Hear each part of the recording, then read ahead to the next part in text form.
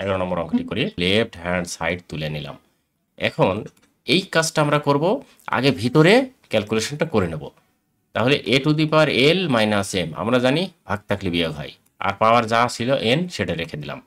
আবার a to the power M minus N, যা ছিল পাওয়ার এটা রেখে দিলাম। আবার a to the power N minus L, power যা ছিল এম সেটা রেখে দিলাম। এখন এই পাওয়ারের এই পাওয়ারটা গুণ করে দেবো জাস্ট। তাহলে a to the power L N, L N minus M N, একটা গেল।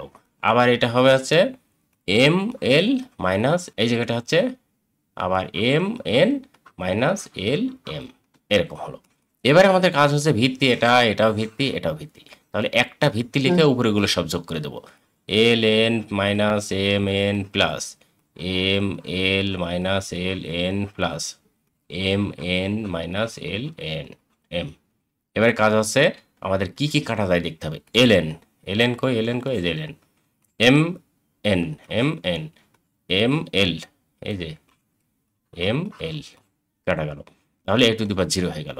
আর এ টু দি পাওয়ার 0 সমান আমরা জানি সূত্র হচ্ছে 1। সুতরাং আমাদের এই যেখানে যে 1টা হচ্ছিল না, চাচ্ছিল, সেটা কিন্তু আমরা পেয়ে গেলাম।